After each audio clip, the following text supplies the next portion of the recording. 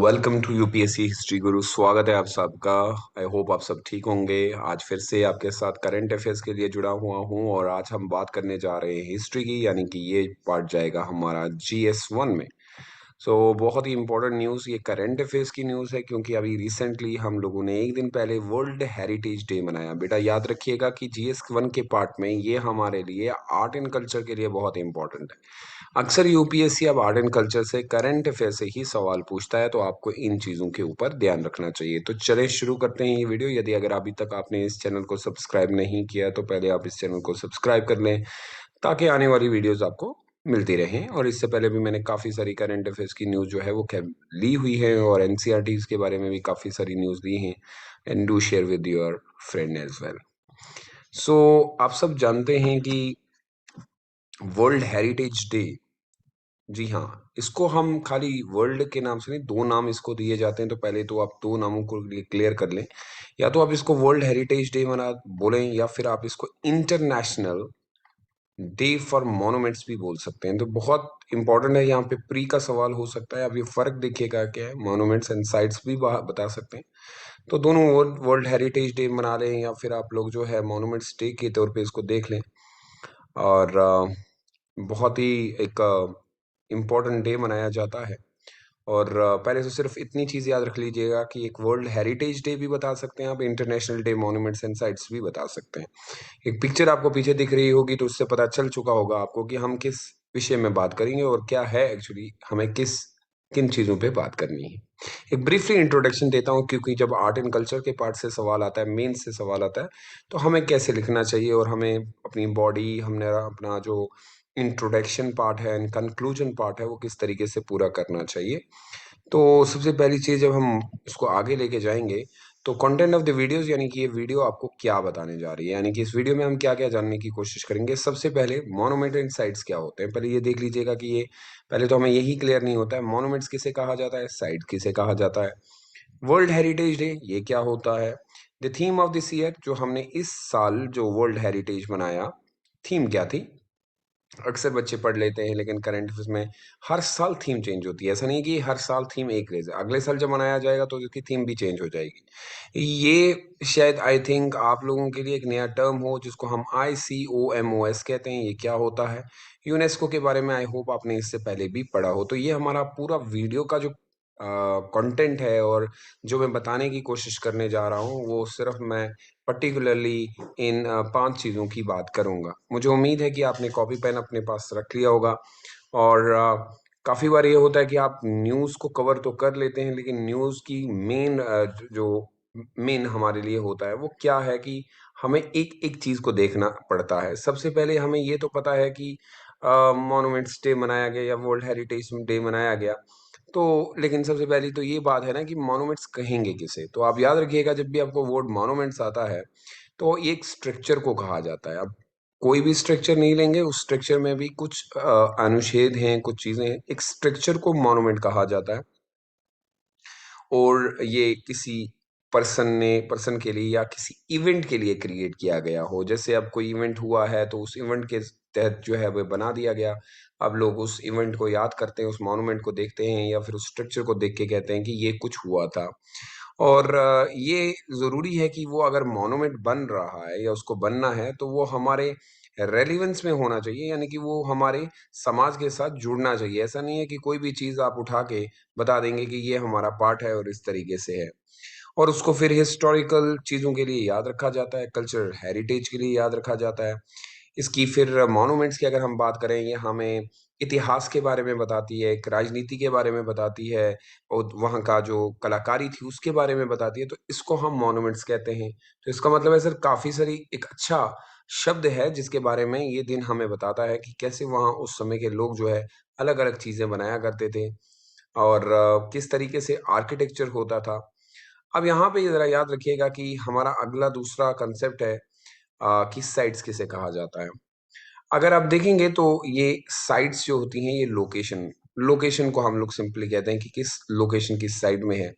और आपने अक्सर देखा होगा कि जब भी हम किसी स्ट्रक्चर के बारे में पढ़ते हैं साइट्स, तो पहले बताया जाता है कि इस जगह से ये चीज़ मिली या इस जगह से खोदते हुए हमें ये पाया गया।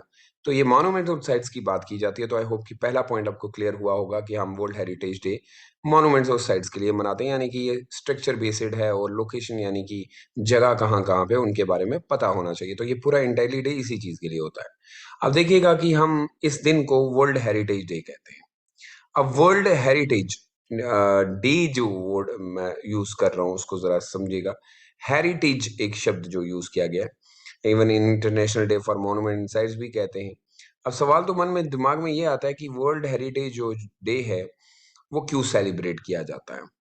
सेलिब्रेट इसलिए किया जाता है ताकि लोगों को पता चले कि हम लोगों के यहाँ पे किस तरीके का आर्ट एंड कल्चर रहा है, हेरिटेज किस किस तरीके से था, या हम लोग जो इससे पहले चीजें बनाई गई वो किस तरीके से बनाई गई होंगी, उनका बनाने का जरूरत क्या थी।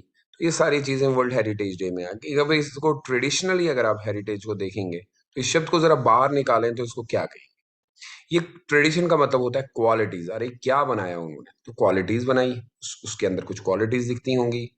ट्रेडिशन दिखता है यानी कि पहचान दिखती है उनकी। जैसे ताजमहल ले लेते हैं फॉर एग्जांपल, तो हमें उसमें क्वालिटी भी दिखती है, उसका ट्रेडिशन भी दिखता है। और फिर इंपॉर्टेंस ये है कि वो कंट्री के लिए एक बहुत ही इंपॉर्टेंट है, लेकिन उसका इतिहास बहुत ही लॉन्ग होना चाहिए, यानी कि पुराना। ऐसा नहीं है कि कल कल बनाया आपने तो उसको हेरिटेज बता दिया। इस बार जो थीम थी, अगर आई होप आप लोगों ने कवर किया होगा इस न्यूज को इससे पहले, आई डोंट नो कि आपने, इस बार की जो थीम थी वो थोड़ी सी अलग तरीके से लिखी। The theme for this year was, यहाँ पे मैं इसको लिख रहा हूँ तो आई होप ये प्री का क्वेश्चन बन सकता है, कम्प्लेक्स पास्ट। अब ये कम्प्लेक्स पास्ट क्या है कि यार हमारे पास इतना पास्ट है कि प्राचीन इतिहास की बात करें, अलग अलग चीजें हैं, अलग अलग चीजें की गई, एक राजा ने ये बना दिया, तो कम्प्लेक्स पास्ट।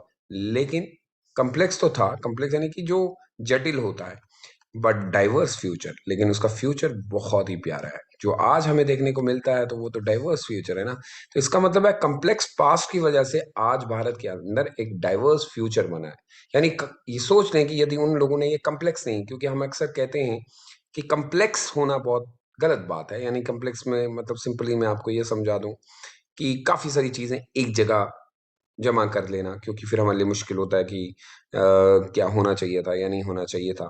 लेकिन उस समय क्योंकि हर राजा अपने अपने आप नाम से लगा हुआ था, अशोका खुद बना रहे थे, या काफी सारे लोग जो है कम्प्लेक्स हो रहा था कि यार ये चीजें कहाँ संभली जाएंगी। लेकिन आज भारत के अंदर वही एक जो है एक चिन्ह बन चुका है, डाइवर्स फ्यूचर हमारा जो है इन्हीं की वजह से है। अब जरा बात कर लेते हैं कि बहुत ही इंपॉर्टेंट चीज, ये सर ये ICOMOS क्या है, क्योंकि बहुत सारे बच्चे इस वर्ड को शायद नहीं जानते होंगे, तो इसके बारे में मैं आपको, देखिए आई से डिनोट क्या करना पड़ेगा, आपको ये नाम याद रखना पड़ेगा। आई से हम कहते हैं ग्लोबली ये होता है, इसको कहा जाता है इंटरनेशनल। आई का मतलब हो गया इंटरनेशनल, और सी का मतलब होता है काउंसिल, तो हो गए दो वर्ड।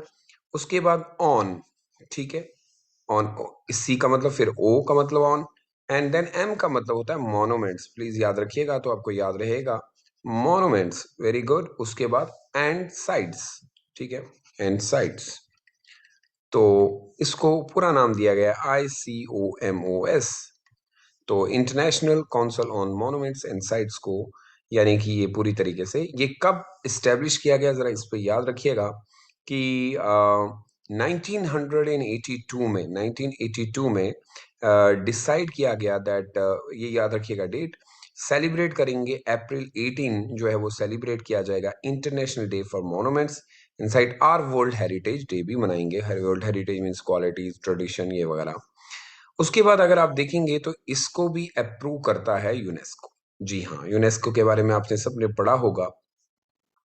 यूनेस्को जो है वो 1982 में तो इंटरनेशनल काउंसिल बनी, लेकिन 1983 में, एक साल के बाद, यूनेस्को का जन्म हो जाता है, अप्रूव्ड बाय द यूनेस्को इन 1983। ठीक है, यानी समझिएगा मेरी बात किस चीज को, यानी मैं ये कह रहा हूँ कि मॉन्यूमेंट्स एंड साइट को अगर किसी ने अप्रूव किया वो 1983 में किया गया है अप्रूव, और वो अप्रूव किया बाय यूनेस्को ड्यूरिंग 27, उस समय जनरल कॉन्फ्रेंस चल रही थी, और ये कहा गया कि हाँ, अब से 18 अप्रैल जो है वो हिस्टोरिकल इम्पोर्टेंट चीजों के बारे में क्या बताया गया कि इससे हम लोगों को अवेयरनेस देंगे कि क्या थे लोग, किस तरीके से, और प्रिजर्व करिए जो चीजें आपको दी गई हैं उनको प्रिजर्व करिए।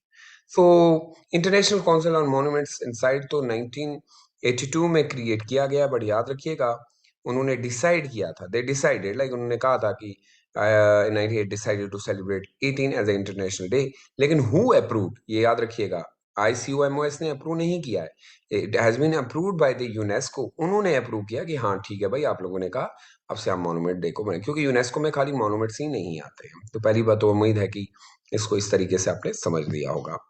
जब मैं आगे चलता हूं तो आगे कुछ चीजें और बहुत अच्छी हो जाती हैं। कहा जाता है, हम 5 चीजों के बारे में बात करते हैं, अब जरा इसको ब्रीफली।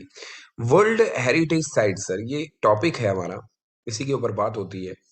कहा जाता है कि भारत के अंदर करेंटली अगर हम देखें, आज 2021 की मैं बात कर रहा हूँ, 38 वर्ल्ड हेरिटेज साइट्स हैं लोकेटेड इन इंडिया। बहुत अच्छी बात है, 38 वैसे बहुत होनी चाहिए। तो अब सवाल यहाँ पे आप मुझे बताइएगा कि दुनिया में सबसे ज्यादा किसके पास वर्ल्ड हेरिटेज साइट्स हैं, तो नीचे कमेंट बॉक्स में जरूर लिखिएगा। अपनी जब वीडियो देखेंगे तो आप उसका जरूर मुझे उत्तर दे दिएगा। दूसरा पॉइंट ये लिखा जाता है, this is the second point not third one, ठीक है, this is the second and this will be a third and the last one will be the fourth one. 30 जो बनाई गई हैं, ये 30 साइट्स हमारे पास जो हैं, इसमें से जो है 30 आर कल्चरल। पहली जो है वो कल्चरल है, यानी कल्चर सभ्यता के साथ जुड़ी हुई है, ठीक है। इसमें से अजंता केव को जो है वो हम लोग इसी में लेते हैं। उसके बाद फतेहपुर सिकरी जो है वो हमारी कल्चरल हेरिटेज में आती है। हम्पी हमारी कल्चरल हेरिटेज में आती है। And monuments railway of India जो है वो भी इसी में आता है। लेकिन कहा जाता है कि जो 7 और हैं हमारे पास, so these are the 30 and the 7 जो हैं वो हमारे पास नेचुरल है। अब नेचुरल का मतलब है कुदरती। अब यहाँ पे अगर आप देखेंगे तो नेचुरल इंक्लूडिंग दे काजीरंग, यहाँ पे काजीरंगा और Manas and Nanda Devi national park जो है वो नेचुरल है, ठीक है। ये 2 याद रखिएगा। तो इसको हम डिवाइड कर सकते हैं into 2 part. One is cultural heritage या वर्ल्ड हेरिटेज को 2 हिस्सों में डिवाइड किया जाता है। One is culture and second is the heritage, यानी कि नेचुरल। जयपुर सिटी जो है वो लास्ट में सबसे लास्ट जो है 38th यहाँ पे लिखा है, एडिशन किया गया था इंडिया की लिस्ट में। उससे पहले 37 थी। तो अगर ये भी पूछा जाता है कि लास्ट वाली जो एडिशन हुई है 38, वो जयपुर को किया गया है। उम्मीद करता हूँ कि इतना समझ में आ गया होगा और बहुत अच्छे से मैंने आपको बताया कि ये दिन क्यों मनाया जाता है, इस दिन की क्या इंपॉर्टेंस है। तो जस्ट याद रखिएगा, अवेयरनेस के रिगार्डिंग अपने देश के प्रति प्यार, मोहब्बत, संस्कृति, सभ्यताओं को जगाना, समझना, लोगों तक पहुंचाना, ये है इनका काम। यूनेस्को के अंडर ही होता है, लेकिन चला कौन रहा है भाई अभी, तो आप याद रखिएगा ICOMOS, यानी कि 1982, यानी कि monuments in site of world heritage मनाया जाएगा। तो ये ICOMOS जो है ये भी अप्रूव करता है इसको यूनेस्को। फिर यहाँ पे ये सारी चीज़ें चलती हैं।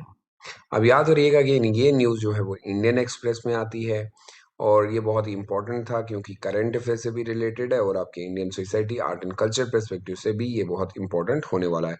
उम्मीद करता हूँ कि आपने इस चीज़ को बहुत गहराई से समझा होगा।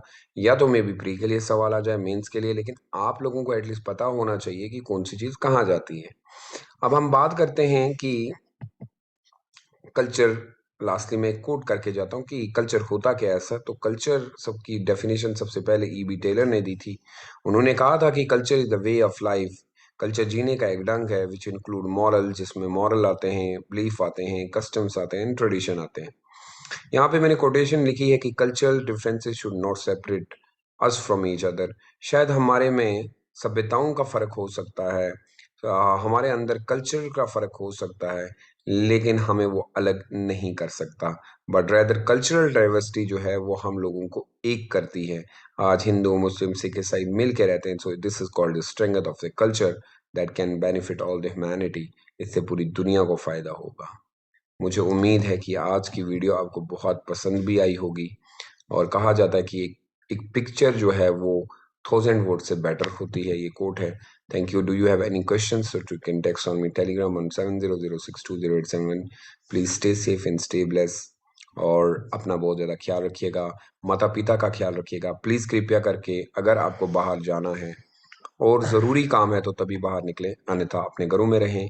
जहाँ कहीं पे भी आपको मेरी ज़रूरत है, आपको लगता है कि सुहेल सर से आपको कोई मदद चाहिए या आपको स्पेशल क्लास चाहिए, कृपया करके आप मुझे इस नंबर पे मैसेज करें, लेकिन घर के अंदर रहें। जो चीज़ें आपको घर के अंदर अवेलेबल मिल रही हैं, आपको पता है कि हालात भारत के बहुत ज़्यादा ख़राब है।